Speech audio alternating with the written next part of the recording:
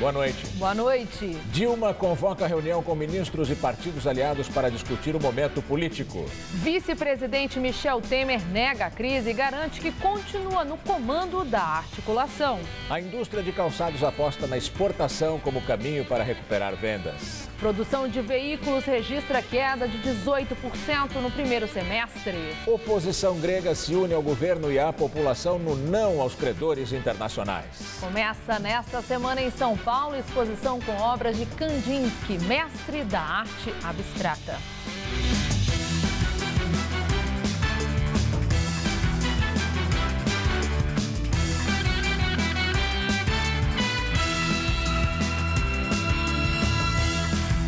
O mercado de calçados e acessórios vê na exportação a chance de sair da crise. De acordo com a Associação das Indústrias do Setor, até agora, 2015 registrou queda de 12% nas vendas.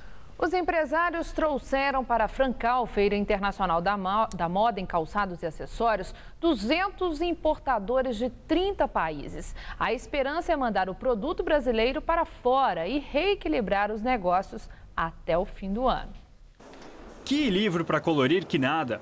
Essas duas agora só querem saber de pintar o próprio sapato. Cada um desenha de um jeito, tem o seu toque, né? Então eu acho que cada um vai fazer a tua criatividade. A Caroline deu uma de artista. Olha como ficou caprichado o sapato dela. Compraria. Fica bem diferente. E vem com 4 canetinhas de 4 cores. Então a pessoa pode inclusive depois usar a canetinha para pintar outras roupas, outros tecidos, né? Que é uma tinta especial para tecido. Esse é um dos destaques da Francal, a maior feira de calçados do país e que acontece durante esta semana no AMB, aqui em São Paulo. A abertura do evento contou com a participação do governador do estado, Geraldo Alckmin. O setor do calçado é um dos setores de mão de obra intensiva e muitas pequenas empresas. Então, apoiar esse setor, reduzir carga tributária, crédito, fortalecer exportação, tecnologia, design, capacitação profissional.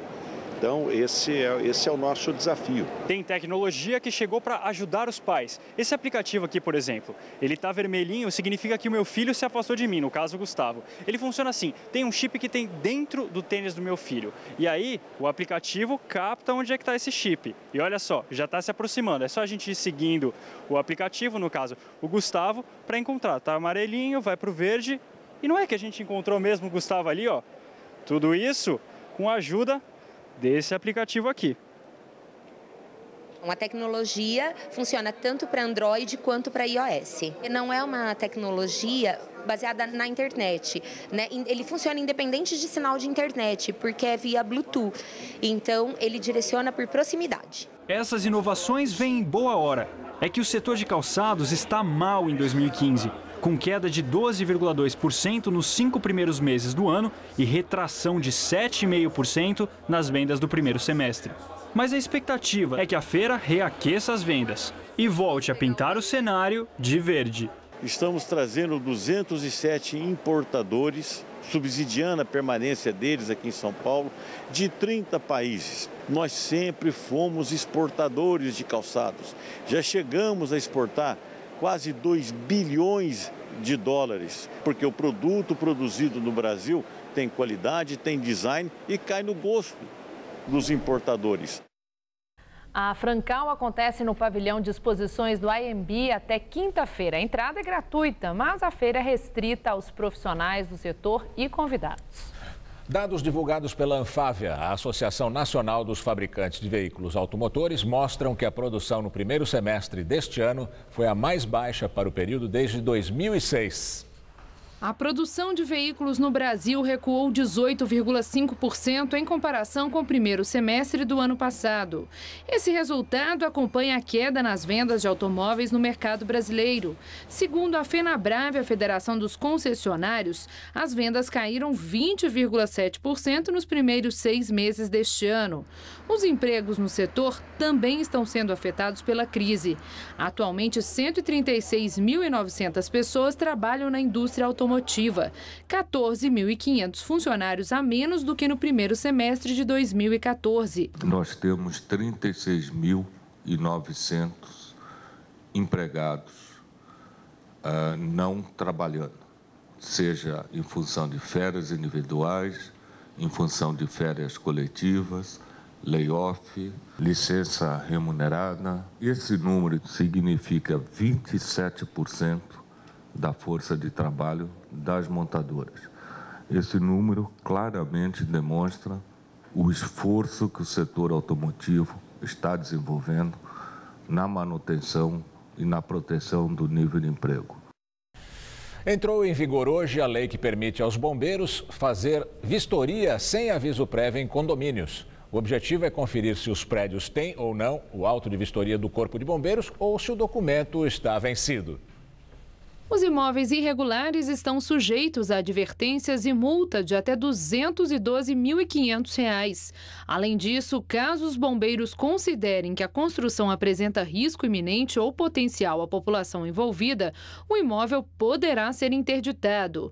A ideia é que a multa não seja aplicada já na primeira visita e seja emitida uma notificação dando um prazo para a regularização. Na convenção do PSDB ontem em Brasília, o senador Aécio Neves foi reconduzido à presidência do partido por mais 2 anos. Durante o encontro, o PSDB disse que está pronto para assumir o comando do país. Militantes de todo o Brasil participaram do encontro. O PSDB é o maior partido de oposição ao governo federal, com a 3ª maior bancada no Senado e na Câmara. São 5 governadores, quase 800 prefeitos, mais de 5.000 vereadores. Durante a convenção, o senador Aécio Neves responsabilizou o governo pelo que chamou de grave crise política e econômica e cobrou medidas urgentes do executivo. O que existe hoje é uma ausência de governo. E se a presidente não assume as suas responsabilidades, se ela terceiriza, cada vez mais esse sentimento de vácuo vai engraçando, vai se espalhando pela sociedade brasileira. É preciso que a presidente tome as rédeas, se é que ela ainda tem condições de fazer isso, porque senão nós não teremos o desfecho de 18. Ele poderá ser antecipado. Já o ex-presidente Fernando Henrique Cardoso disse que o PSDB está pronto para ir até o fim e assumir o comando do país, já que o PT quebrou o Brasil. E afirmou ainda que o mal-estar social instalado tem tudo para se agravar. Eu ouvi durante 13 anos, quase sempre silenciosamente, alguém que dizia nunca como antes. É verdade, nunca como antes se roubou tanto nesse país. O Brasil foi quebrado pelo PT, foi quebrado pelo lulopetismo. E essa crise que aí está, que como disse o governador Alckmin, vai custar caro ao povo brasileiro, é deles, não é nossa. O vice-presidente da República, Michel Temer, disse hoje que o governo federal tem apoio do Congresso Nacional e que não há crise política. O vice-presidente participou hoje com a presidente Dilma e ministros de uma reunião da coordenação política no Palácio do Planalto. Temer falou sobre o aumento no Congresso Nacional da movimentação em torno da possibilidade de a presidente Dilma não conseguir concluir o segundo mandato. Nós não temos, vamos dizer assim, crise política, não é? Porque a crise política significaria o fato do governo não ter apoio no Congresso Nacional. E pelas minhas palavras inaugurais, vocês percebem que nós temos tido apoio do Congresso Nacional. Temer rebateu a afirmação do presidente do PSDB, o senador Aécio Neves, que disse que o governo da presidente Dilma pode chegar ao fim talvez mais breve do que imaginam. Ele disse esperar que a saída ocorra só daqui a 3 anos e meio, quando haverá novas eleições. O vice-presidente também comentou a afirmação do presidente da Câmara, Eduardo Cunha, do PMDB, de que Temer é sabotado e tem de deixar a articulação política. A ideia da sabotagem está descartada. É claro que há opiniões no sentido de que podem tentar atrapalhar o nosso trabalho. Não creio nisso. E agora o comentário de Josias de Souza, direto de Brasília. É bom você ir se acostumando. Nas próximas semanas você vai tropeçar em notícias sobre a hipótese de interrupção do mandato de Dilma Rousseff antes de 2018. Isso ocorre por 3 razões. A primeira delas, mais importante, é que Dilma, sitiada por crises que o PT, Lula e ela própria ajudaram a criar, tornou-se uma presidente fraca, muito fraca. A segunda razão é que os aliados de Dilma, sobretudo o PMDB, começaram a fazer uma conta do tipo custo-benefício. E esses aliados concluíram que os benefícios que o governo hoje é capaz de oferecer não compensam os custos da manutenção do apoio a uma presidente da República que o seu próprio criador diz estar no volume morto. A terceira razão é que a oposição enxergou nesta conjuntura adversa uma oportunidade a ser aproveitada. Neste domingo, o PSDB realizou aqui em Brasília a sua convenção nacional. O objetivo central da convenção era reeleger Aécio Neves para a presidência do partido. Mas o tema central dos discursos dos principais líderes durante a convenção foi a interrupção do mandato de Dilma Rousseff. Nas palavras de Fernando Henrique Cardoso, o PSDB não tem o controle, não é dono do que está para acontecer nas próximas semanas e meses. Depende de decisões do TCU, decisões da Justiça Eleitoral. Mas, disse Fernando Henrique, o partido precisa mostrar que está pronto para assumir as suas responsabilidades. Hoje, Dilma Rousseff mordeu essa isca. Às vésperas de uma reunião internacional que vai deixá-la por uma semana longe do país, Dilma convocou uma reunião com os presidentes e líderes dos partidos que supostamente dão apoio ao governo no Congresso Nacional. O objetivo da presidente é o de mostrar que ainda dispõe de tropa. Antes, armou-se no Palácio do Planalto uma coreografia muito esquisita. A pedido de Dilma Rousseff, o vice-presidente Michel Temer, que amanhã será presidente interino, concedeu uma entrevista. Temer disse aos jornalistas que Dilma Rousseff está muito tranquila. Tranquilidade, neste caso, é um outro nome para apavoramento. Boa noite. Depois de um fim de semana úmido e gelado, a segunda-feira começou ensolarada e bem menos fria que os últimos dias aqui na capital paulista. Mas o paulistano não deve se animar muito com o sol não, porque amanhã volta a chover. Mariana Armentano traz os detalhes da previsão. Para esta terça-feira, o predomínio é de chuvas em grande parte do Brasil. Áreas de instabilidade espalham nuvens bastante carregadas de norte a sul do país. A gente vê nessa grande faixa em verde escuro no mapa que o dia amanhã será de chuvas a qualquer hora, desde o norte gaúcho, pegando o estado de São Paulo, parte de Minas Gerais, grande parte da região centro-oeste até o norte do Maranhão. Nessas áreas em azul, no Rio Grande do Sul e também na Bahia, o dia fica chuvoso. O tempo só fica firme mesmo, sem nada de chuva, no extremo sul gaúcho e entre o centro-norte do Espírito Santo e o interior nordestino. A máxima amanhã vai aos 18 graus em Porto Alegre, 26 no Rio de Janeiro e 28 na capital baiana. Aqui em São Paulo, essas instabilidades provocam chuvas de intensidade até moderada a qualquer momento em todas as regiões paulistas. E as temperaturas ficam amenas durante a tarde. Faz só 18 graus amanhã em Marília, 23 em Votuporanga, só 19 graus na cidade de Franca e 24 em Caraguatatuba, no litoral. Aqui na Grande São Paulo, o sol só deve aparecer pela manhã, mas as chuvas estão previstas para qualquer hora do dia. Nesta terça-feira, mínima de 13, máxima à tarde só de 18 graus. Na quarta, a temperatura já sobe para 21, mas ainda há chances de chuva. Na quinta-feira, o tempo abre mais, o sol predomina entre poucas nuvens e as temperaturas ficam entre 14 e 22 graus. 8 dias após a inauguração, a ciclovia da Avenida Paulista tem atraído novos adeptos ao transporte em bicicleta. Veja na videoreportagem de Renata Falzoni.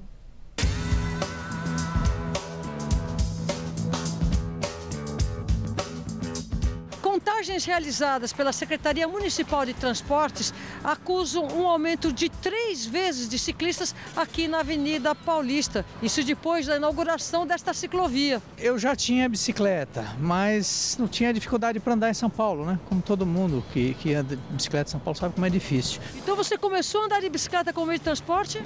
Por conta dessa ciclovia. Isso já conta como exercício físico, né? E a tranquilidade, né? Você tira um pouco o estresse, mesmo na calçada, caminhando, você tem um pouco mais de estresse, tem aquela coisa da multidão. Aqui não, aqui é tranquilo, eu pego uma reta, respeito os faróis e respeito os colegas também ciclistas e tá ótimo. As contagens foram realizadas durante os horários de pico. O cenário comprova, é muita bicicleta. Cheguei a pedalar um tempo, mas depois de levar umas fechadas assim, eu desisti. Aí agora eu tô voltando, por causa da ciclovia. Dá uma liberdade muito grande de horário, não ter que se preocupar, porque agora o transporte está meio cheio, eu preciso de outro horário, eu faço o horário que eu quiser. Eu venho de carro até perto da Consolação e sempre pegava ônibus. E na verdade o ônibus mesmo pega trânsito e tudo mais. E acabei vendo que o cimento é ótimo. Eu venho mais rápido do que de ônibus e já chego mais tranquilo no trabalho, né? E ainda economizo, né? Patins, pedestres, corredores.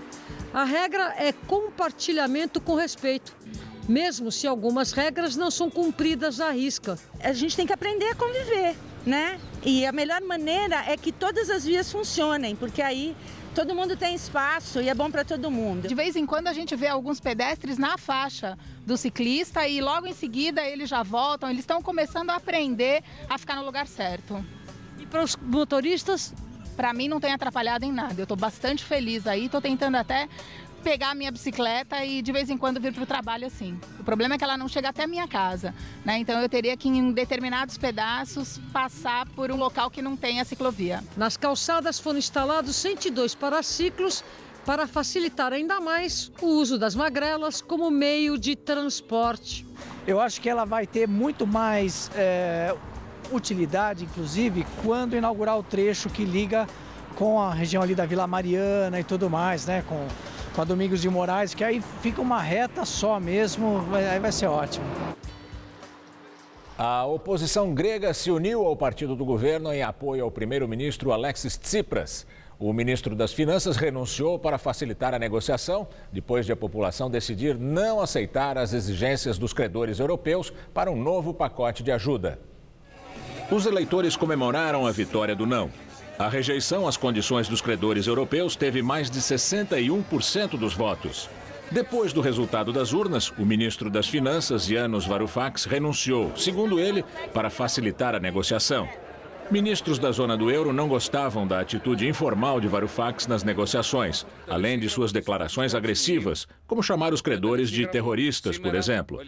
O novo ministro das Finanças é Euclide Tsakalotos. Ele é um economista acadêmico, já é chefe das negociações e chegou a substituir Varoufakis em alguns encontros. O Eurogrupo informou que espera novas propostas da Grécia amanhã. Os líderes da oposição e do partido governista divulgaram um comunicado conjunto de apoio ao primeiro-ministro Alexis Tsipras. A chanceler alemã Angela Merkel e o presidente francês François Hollande declararam que respeitam a decisão democrática do referendo e que a porta europeia está aberta para a negociação. Mas pediram que Tsipras faça rapidamente propostas sérias e com credibilidade. A diretora-gerente do FMI, Christine Lagarde, declarou que a instituição está disposta a ajudar o governo grego. Os bancos da Grécia, fechados há uma semana, devem reabrir só na quarta-feira. Nossa comentarista de economia, Denise Campos de Toledo, fala sobre o impacto dessa decisão da Grécia.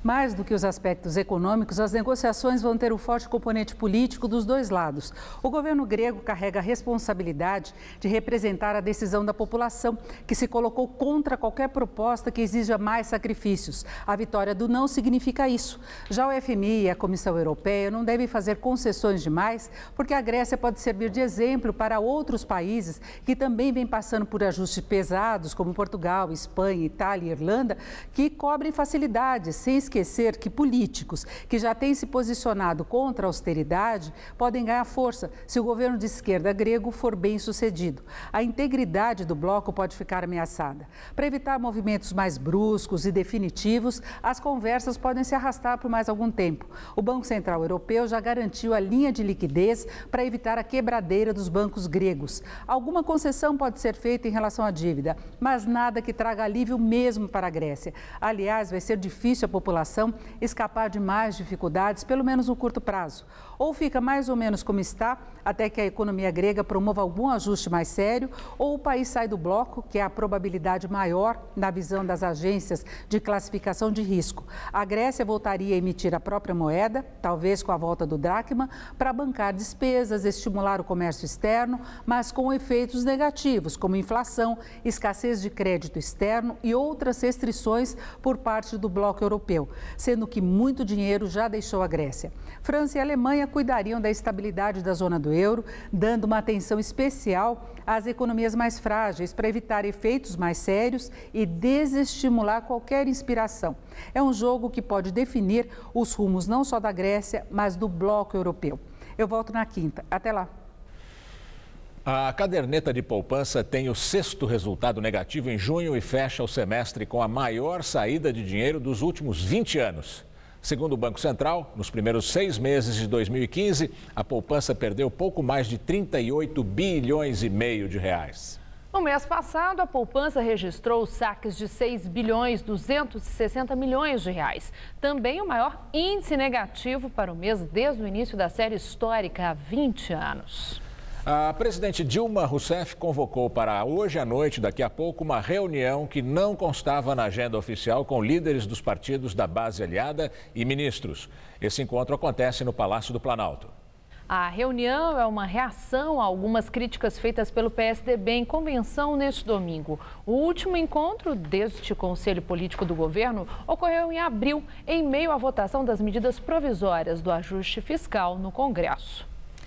Nos discursos e nas fotos posadas, os tucanos parecem ter uma união pétrea, uma união de pedra contra a presidente Dilma, que, segundo eles, já recebeu a extrema unção política. Mas quando se olha 1 centímetro abaixo da superfície, é muito fácil perceber que cada um quer uma coisa. Aécio, que teve 50 milhões de votos há 6 meses, quer nova eleição ontem. Geraldo Alckmin, que também quer ir morar em Brasília, não quer eleição agora, quer ganhar tempo e quer fôlego. Diz que o mandato é do vice, Michel Temer. O senador Serra não quer uma coisa nem outra, quer o parlamentarismo. Isso tudo, é claro, se o diagnóstico deles sobre o fim de Dilma estiver certo. São Paulo abre depois de amanhã a exposição Kandinsky. Tudo começa num ponto. A mostra conta a trajetória do artista russo precursor do abstracionismo. Cores fortes sem um contorno definido.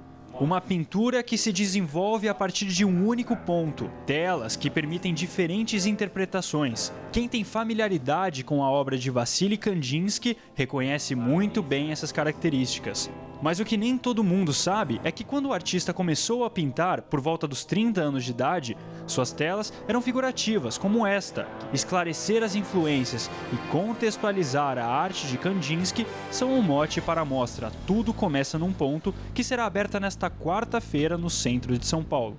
Nosso objetivo foi apresentar um Kandinsky dentro do seu contexto e especificamente contar a história de como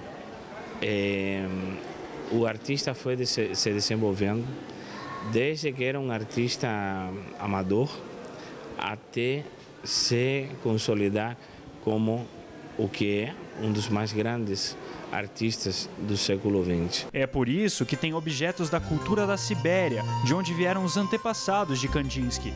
A amizade com o compositor Schoenberg também é explorada por meio de documentos. Kandinsky, não à toa, chama suas obras de composições, porque ele considerava que a musicalidade e a relação, precisamente, música e cor, era fundamental.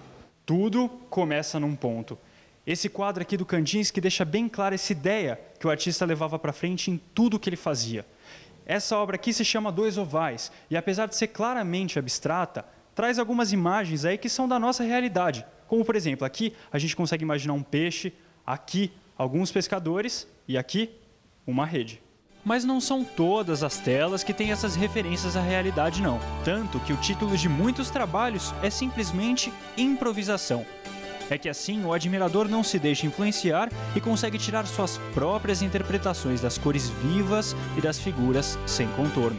O famoso quadro no branco é um bom exemplo disso. Não é à toa que Kandinsky é conhecido por falar diretamente com a alma do observador. Para mim foi uma experiência muito legal de ter esse contato com Kandinsky, de ver a tendência abstracionismo dele. A exposição marca também a primeira vez que as pinturas de Kandinsky feitas em vidro saem da Rússia. E no final, o visitante pode participar inclusive de uma experiência em 3D e se sentir dentro de um quadro do artista.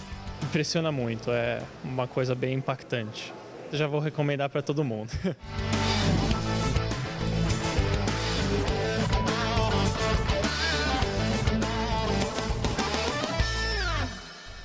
A exposição é no Centro Cultural Banco do Brasil e vai até o dia 28 de setembro. A entrada é gratuita. O juiz Sérgio Moro negou o pedido do ex-ministro José Dirceu para ter acesso ao conteúdo da delação premiada do empresário Milton Pascovitch. Ele é suspeito de ser um dos operadores do esquema de corrupção na Petrobras e atuava junto à empresa Engevix. Pascovitch seria o elo entre a diretoria de serviços da Petrobras e o PT. E essa conexão seria feita por meio da consultoria de José Dirceu. O ex-ministro nega qualquer irregularidade. Na semana passada, ele também pediu acesso à delação premiada de Ricardo Pessoa, dono da construtora UTC. Ainda não houve decisão da Justiça. A presidente Dilma Rousseff sancionou a Lei Brasileira de Inclusão da Pessoa com Deficiência. A cerimônia aconteceu nesta tarde no Palácio do Planalto. Com mais de 100 artigos, a legislação determina, por exemplo, que 3% das moradias construídas com verbas de programas habitacionais, como Minha Casa Minha Vida, tenham acessibilidade. Também obriga empresas que possuem entre 50 e 99 funcionários a contratarem um com deficiência. A lei ainda torna crime a discriminação contra pessoas com deficiência. A Lei Brasileira da Inclusão, ela é uma dessas leis. Ela determina ao Estado como atuar para remover barreiras existentes na nossa sociedade ao pleno exercício dos direitos e à participação social das pessoas com deficiência. Também hoje, a presidente Dilma assinou a medida provisória que cria o Programa de Proteção ao Emprego. O documento já foi enviado ao Congresso Nacional. Esse programa permite que empresas em crise financeira flexibilizem as jornadas de trabalho e salários numa tentativa de proteger os empregos. O empregador que aderir ao programa vai poder, por exemplo, reduzir em até 30% o salário do funcionário com dedução proporcional da jornada por até 6 meses, prorrogáveis por mais 6. Durante esse tempo, o governo vai complementar até 50% do valor descontado do trabalhador. E agora vamos ao comentário de política com Bob Fernandes. A deposição da presidente Dilma é debatida assim como quem vai à padaria, como algo banal e inevitável. E assim, tentando-se já o 5º ou 6º motivo para tal, a derrubada por quem a propõe vai se tornando aceitável, algo tido como prosaico, fato consumado. A queda da popularidade da presidente para 9%, o encolhimento de Lula do PT tem múltiplos fatores. De erros e incompetências do governo, a ilusão de que poderiam vir a ser sócios de um clube fechadíssimo, ao qual tudo é permitido. Por aqui, corrupção é algo que historicamente se investiga ou se faz de conta não existir. Depende do freguês e do alvo. Por isso, hoje, se assiste a partidos e tipos com corrupção no DNA, pontificando sobre a corrupção do alheio. Se levantarem do tapete de governadores e grandes partidos, encontrarão empreiteiras similares em troca-troca semelhante ao flagrado na Petrobras. Não levantarão o tapete. Estimado em 19 bilhões, fraude de milionários via CARF, o Conselho da Receita, onde está a Operação Zelotes? Está enterrada por estrondoso silêncio. A campanha de Dilma ameaçou. Adversários fariam um ajuste fiscal. Esse mesmo ajuste que seu governo tenta fazer. A isso se pode chamar de estelionato eleitoral ou de mentir. O trágico, além do visível, é que isso empresta oxigênio para fracassos anteriores. Permite que, de olho no futuro, se busque reescrever a história de maneira farsesca. Fernando Henrique diz que quando presidente chegou a perder a popularidade, mas não a credibilidade. Recorde-se, nas 4 eleições seguintes, quem tentou suceder Fernando Henrique pelo PSDB foi derrotado, mesmo sempre tendo contado sempre com suas vozes e porta-vozes. Para ser reeleito em 98, o governo FHC também mentiu. Prometia não mexer no real. Com o Brasil quebrado, a desvalorização do real veio 13 dias depois da posse, recordemos. Aquela mentira custou 41 bilhões de dólares que o Brasil correu para tomar emprestado do FMI. A mentira de agora e suas consequências podem custar o mandato de Dilma, o fim abrupto do projeto de poder do PT. Boa noite. A CT, Companhia de Engenharia de Tráfego, anuncia que o elevado Costa e Silva, o nosso Minhocão, vai ser fechado mais cedo para a circulação dos carros todos os sábados, a partir já desta semana. A repórter Carla Rodeiro está lá no Minhocão e tem outras informações ao vivo. Olá, Carla. Olá, Rodolfo. Olha, então o horário definido para que o elevado passe a fechar mais cedo aos sábados e em definitivo já a partir do próximo fim de semana é às 3 da tarde. Antes da decisão houve 2 testes, um no dia 20 de junho durante a virada cultural e o outro no último sábado. E a constatação foi que não houve prejuízo ao trânsito. Segundo a CET, o congestionamento que se formou nas ruas de baixo está dentro dos padrões. A companhia diz que fez ajustes nos semáforos e vai proibir o estacionamento na rua Amaral Gurgel para que o trânsito flua melhor por lá. Então, a partir do próximo fim de semana, o elevado Costa e Silva passa a fechar para o trânsito de carros a partir das 3 da tarde, não mais a partir das 9h30 da noite, e volta a reabrir, como sempre, às 6h30 da manhã da segunda-feira. Com vocês. Muito obrigada, Carla. Tribunal de Contas do município investiga a empresa contratada para fazer o atendimento telefônico da Prefeitura de São Paulo. 25 milhões de reais teriam sido pagos por atendimentos que não foram feitos pela Central 156. Entre as irregularidades encontradas estaria o pagamento de serviços que não foram prestados da forma correta pela empresa responsável pelos atendimentos por meio do telefone 156. É através desse número da Prefeitura que o cidadão pode reclamar sobre mato, lixo acumulado na calçada, obter informações sobre trânsito, itinerário. É também por meio do 156 que os pacientes são avisados sobre consultas e exames marcados na rede pública. A empresa contratada pela Prefeitura, a Col Tecnologia e Serviços, recebeu entre janeiro e junho do ano passado 34 milhões de reais. Porém, de acordo com a investigação do Tribunal de Contas do município, 80% desse valor foram pagos pela quantidade de horas em que os computadores da empresa estavam ligados ao sistema e não pelo tempo em que os funcionários estavam, de fato, atendendo às ligações.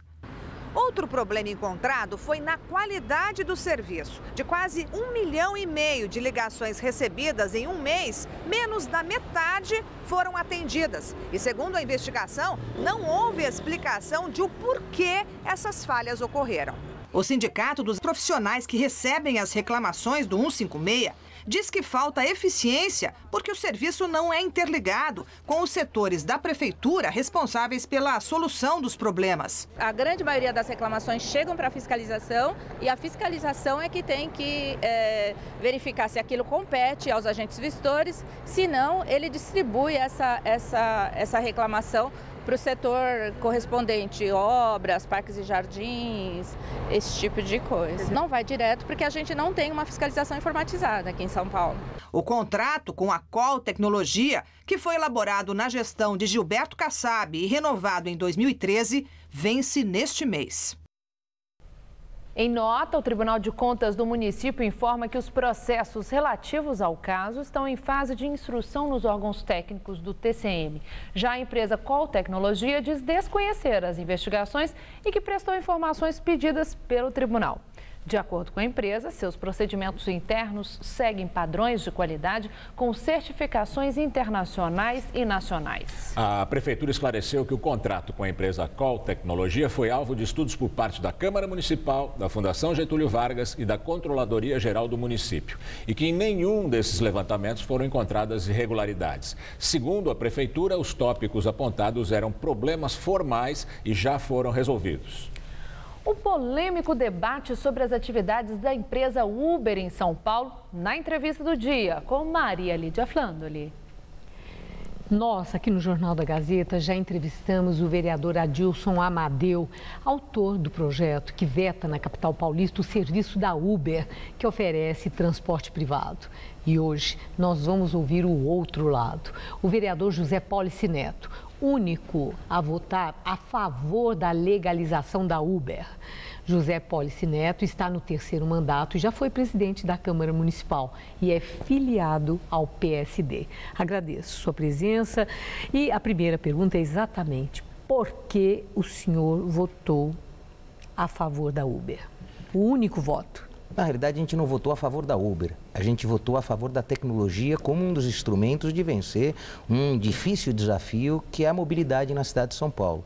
Não nos parece inteligente reduzir a capacidade de tecnologia para fazer com que as pessoas circulem melhor e mais barato. O conceito do compartilhamento de carro, que já é presente no nosso plano diretor, estabelece fórmulas para isso. Bastava o executivo regulamentar para que este sistema de operação de transporte compartilhado colocasse mais gente dentro do carro e menos carros nas ruas. O executivo teve 1 ano para isso. Completamos na semana passada 1 ano do novo plano diretor, que traz instrumentos claros para o compartilhamento de carro, portanto, para o nosso avanço tecnológico.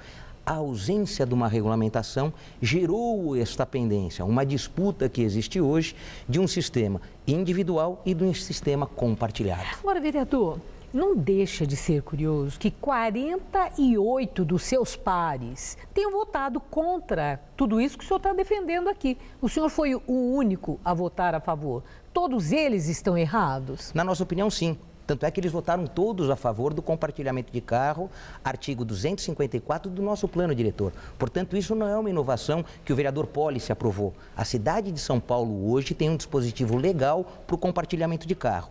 É lógico que ele não pode gerar uma nova concorrência, uma concorrência desleal com o taxista. Mas ele é um instrumento, sim, real de avanço do transporte na cidade. Por 2 questões objetivas. Todos nós sabemos que não temos o dinheiro para ampliar o nosso sistema de transporte público coletivo para oferecer a todo mundo conforto nos ônibus, trens e metrôs. Não temos. Todos nós sabemos também que as vias estão saturadas. A todo dia tem um congestionamento infernal que um ou outro não aguenta. Colocar mais gente dentro do carro a partir dos aplicativos e tirar carros das ruas é uma lógica que muitas cidades do mundo já vêm fazendo. Não parece que São Paulo pode abdicar disso. Portanto, não dá para aceitar banir a tecnologia para resolver um problema circunstancial de um setor da economia. Bom, nesses termos que o senhor está dizendo, do banir a tecnologia, realmente é uma ação contra a evolução dos fatos, da ciência, das descobertas, daquilo que pode trazer mais qualidade de vida para as cidades, principalmente na questão da mobilidade. Entretanto, não é só no Brasil, isso falou cidades do mundo.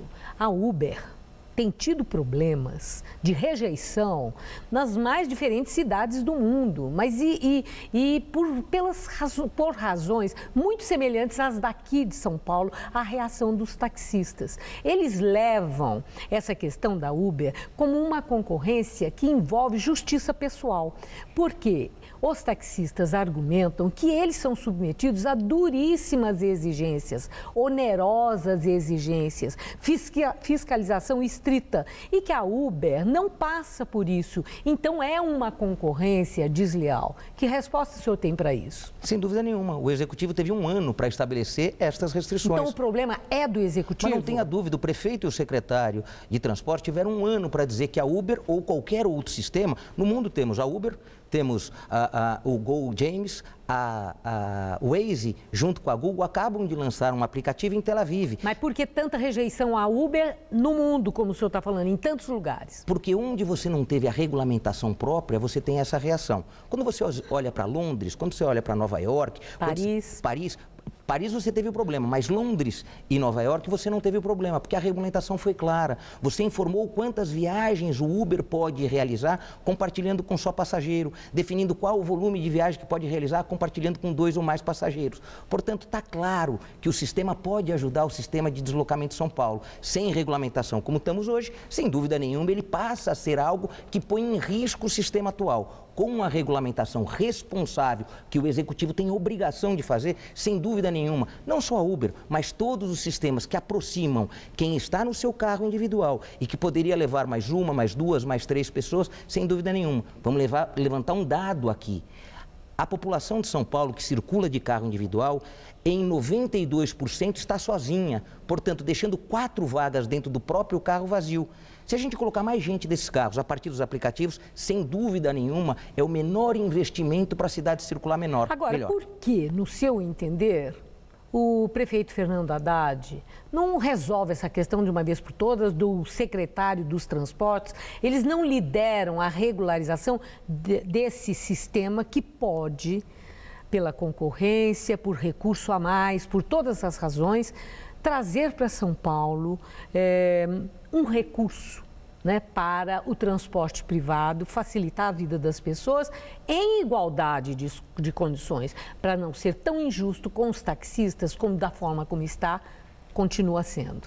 Eu só posso reconhecer com um certo medo, uma apatia. Medo de não conseguir disciplinar de maneira correta, medo de fazer um diálogo muito franco com os taxistas e mostrar para os taxistas que você pode ter um sistema que não concorre com o serviço de táxi. O que Tel Aviv anunciou no dia de hoje, aliás, anunciou ontem e iniciou no dia de hoje, todo cidadão que usar o Waze pode realizar 2 viagens dia, que é remunerado desde que carregue no seu trajeto mais alguém. Tem que ter fiscalização para isso. É falta de recurso para fiscalização? Eu não acredito, porque se você tem fiscalização para o táxi, se você tem regras que você pode empreender e que o próprio cidadão é fiscal, parte deste processo, parte das pessoas quererem informar como o sistema está funcionando. O senhor acha mesmo que o prefeito tem medo de enfrentar os taxistas? Tem medo dessa categoria? Ela é tão poderosa assim? Me parece que foi, com 48 ou 49 votos, e um só do outro lado dizendo o seguinte, olha, aqui não tem uma concorrência ao táxi, aqui tem uma fórmula de circular na cidade que deve ajudar inclusive o taxista. E que força é essa? Da onde que vem essa força? Que força é essa? Vem da capacidade de mobilização. A gente viu o quanto dentro da Câmara, o quanto fora da Câmara, o contra em outros países, o corporativismo que rege essa categoria, que há 45, 46 anos domina um serviço na cidade e não domina mal, domina com as críticas que a população faz e tenta também corrigir. Mas a gente está dizendo de um outro sistema, o sistema de compartilhamento, que não é a tarefa profissional de alguém. Que já existe o compartilhamento, né? É que você precisa discipliná-lo. As próprias pessoas, Sim. O cidadão está providenciando compartilhamento através de aplicativos. Essa é a grande diferença. São os vários que existem, só que não é um trabalho remunerado, é uma parceria. Vamos para o mesmo lugar, então vamos dividir aqui o custo da gasolina, do carro e etc. E o compartilhamento está acontecendo já, é uma realidade. Maria Lídia, você tocou no ponto principal. As pessoas sempre fizeram isso. É que elas nunca tiveram o recurso de um aplicativo para reuni-las em uma grande rede que faça isso todo dia na cidade para todos os cantos. Isso melhora para o taxista, que profissionalmente vai transportar mais gente, porque as vias vão estar mais livres para isso. Se soubermos usar a tecnologia a favor da cidade, sem dúvida nenhuma, a ausência de recursos para melhorar o transporte público coletivo e para também alargar as vias para os carros, que é quase algo impensável, não será possível. Portanto, os sistemas, a inteligência digital nos ajudará muito a isso. Temos a convicção que está na hora dessa boa decisão, que não é banir, é regulamentar. Eu agradeço a sua entrevista. Uma boa noite. Boa noite. Gamberini. E você vai ver a seguir os gols da rodada e os paulistas no Brasileirão. E a viagem do Papa ao Equador. Milhares de pessoas participam de missa campal celebrada por Francisco. Nesse mundo tudo evolui. A moda evoluiu. Os carros evoluíram. Os tratamentos de beleza também evoluíram. E make-up anti-sinais. Uma combinação de creme e cápsulas. O creme atinge as camadas mais profundas da pele e as cápsulas agem onde os cremes não chegam. Resultado? Com o Imecap anti-sinais, os sinais da idade não aparecem. Imecap anti-sinais. A evolução no tratamento de beleza.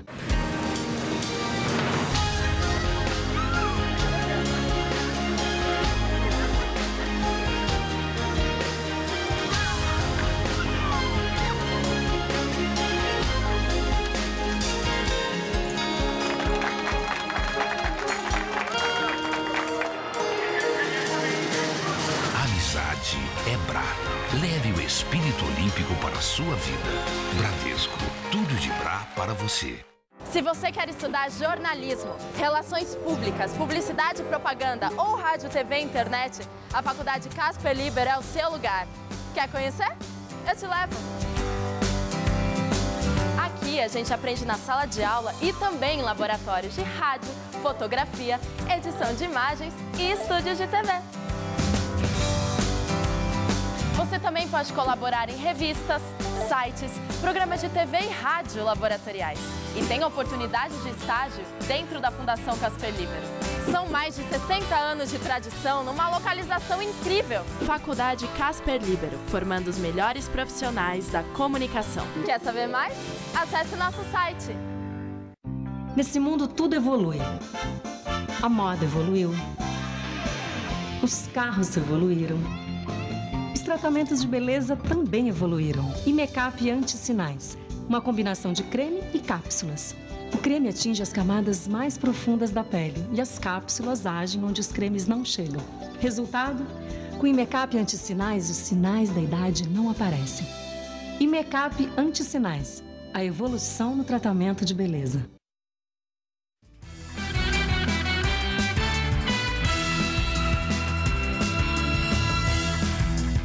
Vamos direto para as notícias do esporte com Rodolfo Gamberini e Celso Cardoso. Pois é, o Palmeiras venceu a terceira seguida e o Santos perdeu mais uma. Já o São Paulo e o Corinthians só empataram na rodada.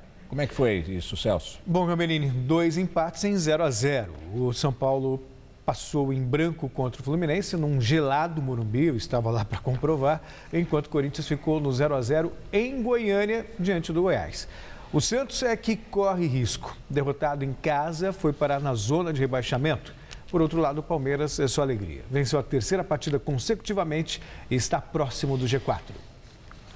Na Arena Pantanal, o Palmeiras bateu a Ponte Preta, liquidando o jogo ainda no primeiro tempo. Logo aos 8 minutos, Rafael Marques levantou a bola para a área e o baixinho Dudu mandou de cabeça, 1-0.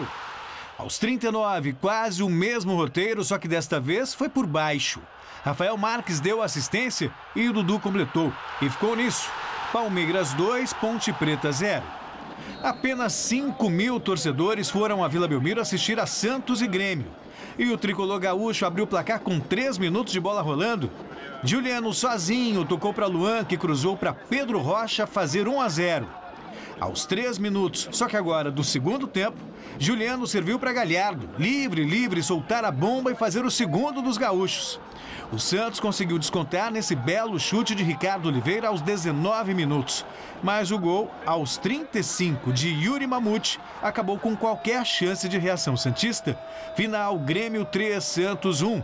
Os santistas estão na zona de rebaixamento do Campeonato Brasileiro. O Grêmio está na segunda posição. Que draga o São Paulo, hein? O que está acontecendo? Michel Bastos reclama que está no banco, o técnico perde jogador, está uma confusão. O Osório está encontrando uma certa resistência para implantar um esquema de jogo que é diferente do que a gente está acostumado a ver. Que prima né? E prima também pela disciplina tática, pela inteligência tática. Então o zagueiro não serve só para dar chutão, tem que sair jogando e ele mexe no time. E aí o Michel Bastos saiu reclamando, mas hoje já pediu desculpas. O Michel Bastos pediu, o Centurião também chegou a reclamar na rede social, dizendo que jogando 10 minutos não dá para fazer mágica. E os dois já pediram desculpas. É uma nova filosofia que tem que dar tempo ao tempo. Agora, o Palmeiras trocou de técnico, disparou como um foguete? Pois é, eu não diria que foi uma coincidência. Eu acho que sob o comando do Oswaldo, o Palmeiras também poderia estar vencendo agora. Mas isso não tira o mérito do Marcelo Oliveira, que é um belo técnico, bicampeão brasileiro, e já começa a fazer um belo trabalho no Palmeiras. E outros 6 jogos completaram a 11ª rodada do Brasileirão. Curitiba e Joinville ficaram no 0-0 no Couto Pereira. O Atlético Mineiro venceu o Internacional em Porto Alegre e assumiu a liderança da competição. Começamos com os gols da vitória da Chapecoense sobre o Vasco, que segue na zona de descenso. Na Arena Condá, a Chapecoense bateu o Vasco da Gama pelo placar mínimo. Neto aproveitou o cruzamento na área e mandou de bicicleta para o fundo da rede. 1-0 Chapecoense foi só. No Mineirão, Fabrício fez ótima jogada pela ponta e a bola acabou sobrando para o uruguaio Arrascaeta abrir o marcador, 1-0 Cruzeiro diante do Atlético Paranaense. O segundo da equipe celeste veio nesta cabeçada do estreante Marinho, final Cruzeiro 2, Atlético 0. O Sport foi até a ressacada visitar o Avaí. Diego Souza, de cabeça, fez 1-0 para o rubro-negro. Lino Paraíba cruzou da direita, a bola passou por todo mundo e chegou limpinha para Renan estufar a rede da equipe pernambucana. 1-1. A virada dos donos da casa saiu de outro cruzamento da direita. Só que desta vez foi o zagueiro do Sport, Samuel Xavier, que jogou contra o próprio gol. 2-1 Avaí. Quando tudo parecia se encaminhar para a vitória do time da casa, André, cobrando pênalti, sacramentou o empate na ressacada. Final Avaí 2, Sport também 2. No Maracanã, Alan Patrick aproveitou a falha da zaga do Figueirense e fez 1-0 para o Flamengo. Ricardinho, cobrando falta, deixou tudo igual no Rio. E praticamente no último lance da partida, Fabinho virou o duelo para o time catarinense. Final Flamengo 1, Figueirense 2. No estádio da Beira-Rio, o Internacional foi surpreendido pelo Atlético Mineiro. Maxwell, em 2 oportunidades, abriu logo 2-0 para o Galo. Thiago Ribeiro ampliou para os visitantes. Lissandro Lopes, já no finalzinho do jogo, descontou para o Colorado, mas já era tarde. Final Inter 1, Atlético Mineiro 3. E na Copa América, o Chile finalmente ganhou o primeiro título da sua história no futebol. Pois é. Nunca tinha ganho nada, Celso. Nada, absolutamente nada. Ficou um futebol lindo, alegre, né, agora? A Copa do Mundo tinha chegado no máximo numa semifinal, quando foi sede da Copa em 62, e na Copa América jamais. Pior para a Argentina, que vive um jejum de 22 anos sem levantar uma taça de campeão.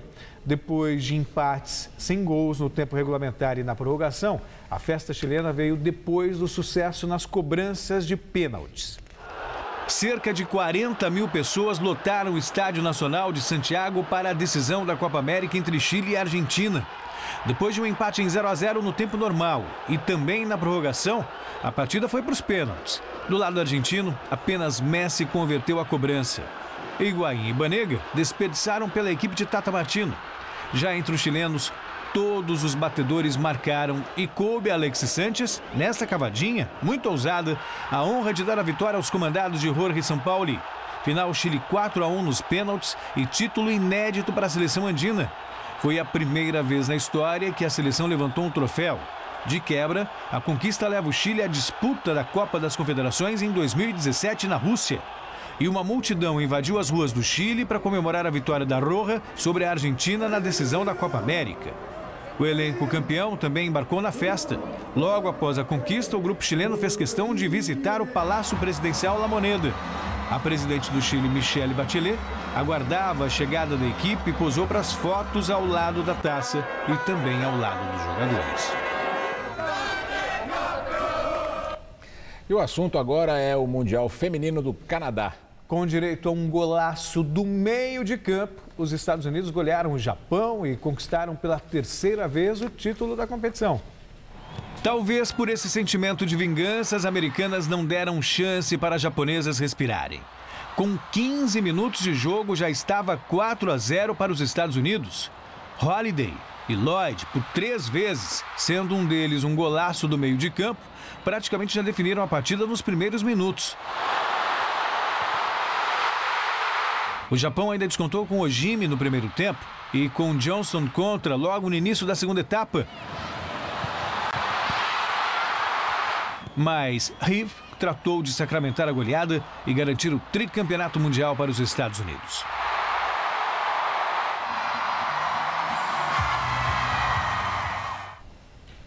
Na Fórmula 1, o piloto da casa, Lewis Hamilton, da Mercedes, conquistou o Grande Prêmio da Inglaterra e continuou na liderança do campeonato. O brasileiro Felipe Massa ficou em 4º lugar.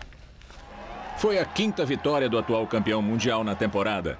O companheiro de equipe Nico Rosberg garantiu o 2º lugar e Sebastian Vettel, da Ferrari, o 3º.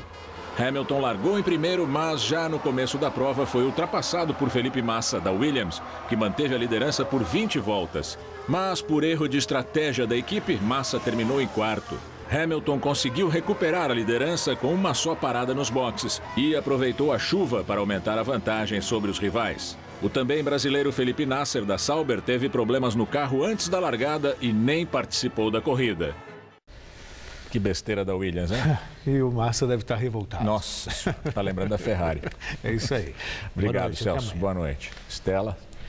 Um avião do exército iraquiano bombardeia por acidente um bairro residencial de Bagdá. Pelo menos 12 pessoas morreram. O exército declarou que o avião de combate de fabricação russa retornava à base depois de um ataque contra os jihadistas do Estado Islâmico e que houve falha técnica. Uma das bombas ficou presa e acabou caindo sobre 3 casas. O exército iraquiano, apoiado por uma aliança liderada pelos Estados Unidos, está em confronto com militantes do Estado Islâmico que controlam partes do país. Na Grécia, uma coalizão de partidos esquerdistas com o ministro da Fazenda trotskista conseguiu apoio de mais de 60% da população para enfrentar a dureza dos credores liderados pela Alemanha. Lá, a esquerda se opôs ao corte dos benefícios sociais, das aposentadorias, das conquistas dos trabalhadores, se opôs ao ajuste fiscal. Aqui, a distância entre a vontade das ruas e a vontade do governo é cada vez maior. O PT, que já foi um partido de esquerda aqui um dia, nos apresenta agora um programa que deixaria Angela Merkel corada. Parece que para o Partido dos Trabalhadores, ser de esquerda é grego. Papa Francisco celebra sua primeira missa campal no Equador. Mais de 600 mil pessoas participaram da cerimônia em Guayaquil. Esta é a primeira visita de um Papa ao Equador em mais de 30 anos. Francisco deixou a capital Quito e desembarcou em Guayaquil no segundo dia da viagem de 8 dias. Além do Equador, o Papa vai à Bolívia e ao Paraguai, países de maioria católica e os mais pobres do continente. Logo que chegou a Guayaquil, o Papa se reuniu com 2.000 convidados, incluindo enfermos e pessoas com deficiência. E depois foi ao Parque Las Amanes, onde mais de 600 mil pessoas acamparam à espera da primeira missa campal. O Jornal da Gazeta termina aqui. A edição de hoje pode ser vista no site do Jornal da Gazeta. Mais notícias em nossa edição das 10. Uma excelente noite para você. Fique bem. Nós voltamos amanhã às 7 da noite. Boa noite e até lá.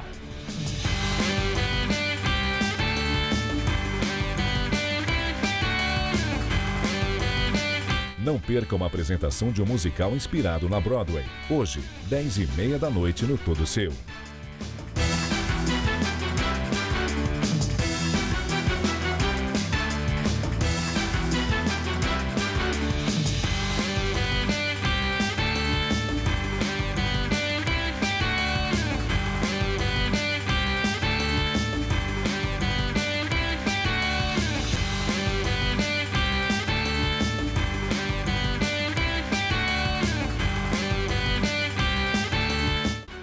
Jornal da Gazeta.